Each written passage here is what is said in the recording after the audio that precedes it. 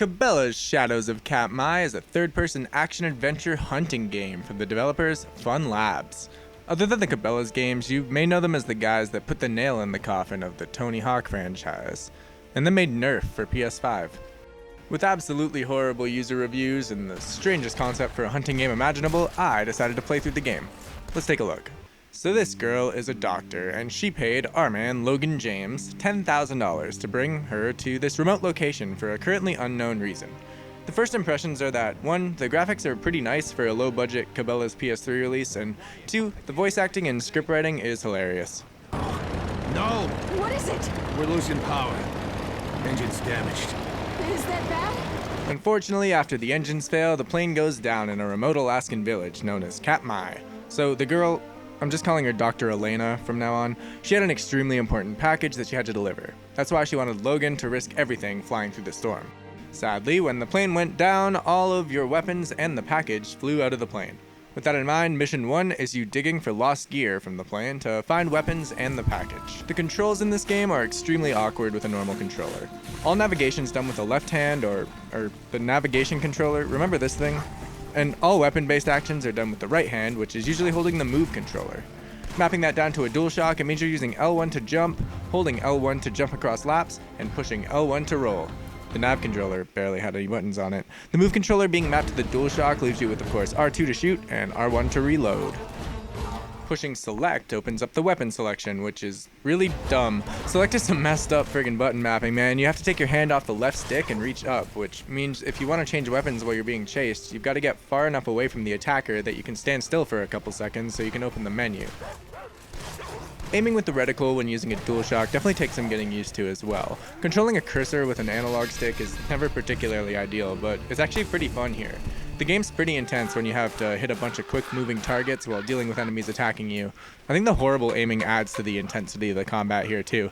You're very much just running around areas, selecting the right weapons for the right enemies that are being thrown, and dodging running attacks by rolling, and then you move on to the next combat area, climbing puzzle, or set piece.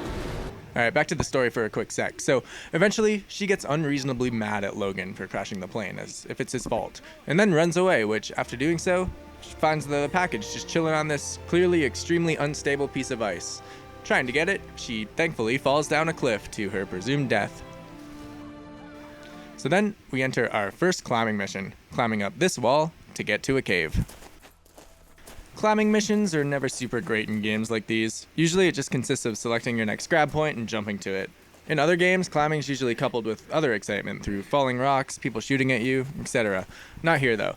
The climbing in this game is so unbelievably boring, and throughout the game these sections take forever in every single mission. The bulk of the game is just climbing. For the first little while here, it basically consists of pushing the analog stick in the direction of a handhold and pushing L1 to jump to it, over and over and over again. You can drop down with circle, but it rarely lets you fall to your death. It also flat out tells you what to do at the bottom of the screen. It'll tell you to push circle to drop when you need to, and it'll tell you to hold L1 to jump over to the point adjacent to you. This never goes away. As the climbing missions continue throughout the game, we're going to get a grappling hook and an ice pick to help make this a little bit more fun, but we'll talk about that in a bit.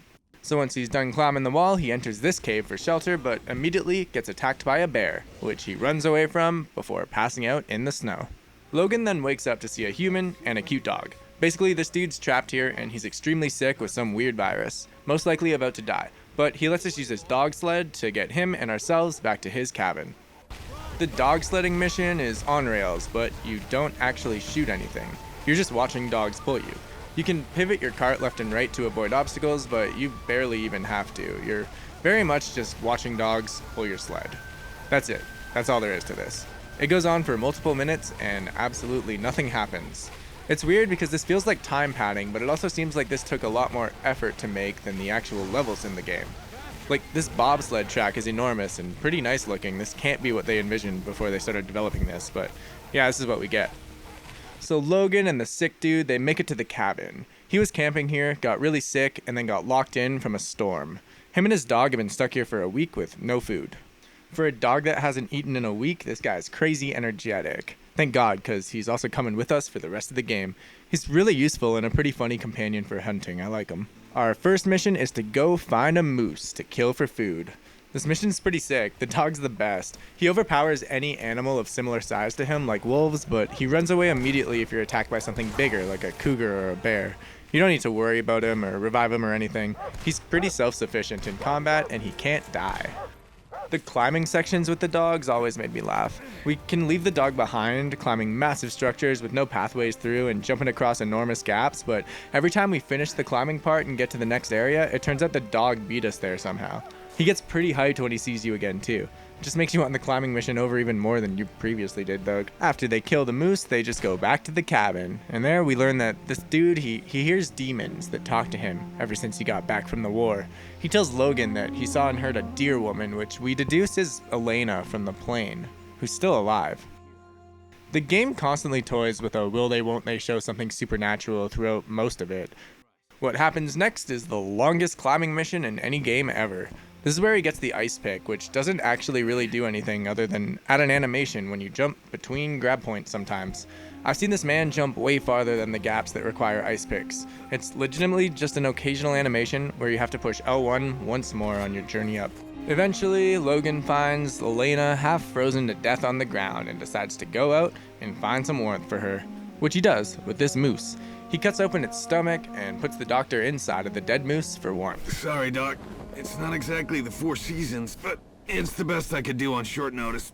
Finally, we get some real plot. Logan finds her backpack and learns that the bag was holding the vaccine to a rapidly spreading and extremely contagious virus that's coming from this area. People who are infected have a 95% chance of death. I bet that guy at the cabin's infected with it. The next mission is just finding the vials that fell out of the bag. You just climb around the map, shoot attacking animals, and find the vials. Sometimes when you're climbing, you do have to deal with enemies. Other than one later boss battle, every fight while hanging is a bird. They're crazy fast and pretty hard to hit using a normal controller, but they have to fly in to attack you, so you can actually just leave your cursor beside Logan and shoot them when they fly in for the attack. Again, just another time waster. If you don't want to deal with them, you can actually just ignore them entirely and they fly away once you get out of their spawn area. The boss battle with a bear here was pretty sick. You just shoot him over and over again like usual while rolling to dodge his slashes, but eventually, he breaks off a tree branch and starts swinging it at you. Pretty sick. This is terrifying. So Logan finds all the vials and he goes back to Elena inside of the moose. Turns out the vaccine is only good for another 48 hours, so the plan is still to deliver the package as well as survive. So Logan pulls a dog sled out of his pocket that he apparently brought and they head back to the cabin. But the cabin is then attacked by a bunch of bears. You just shoot them till they're dead. We're now nearing the final mission of the game. Yeah, I know. After the bear fight, it's just another boring mission of climbing for what feels like eternity, but you do find a grapple gun. Then he gets some meat for the cabin and links back up with the gang. And they make a plan, using a map on the wall. If you're wondering how the meat gets transported back to the cabin when we snipe it from extremely far distances, it just teleports back to the cabin. Maybe the dog goes and brings it there, I don't know, but it just ends up there. Alright, final mission. So, the map shows us that there's an abandoned mining facility where an underground mine is located that's potentially cursed, according to the crazy sick man. If we can get there, we can make it to where we need to bring the package in a matter of hours and, well, save the world. On his way to the mining facility, he sees an airplane and wants to get their attention. He sees a radio tower. He's got a grapple gun. Convenient. I mean, Logan also has a flare gun literally in his inventory right now, but I guess he forgot that.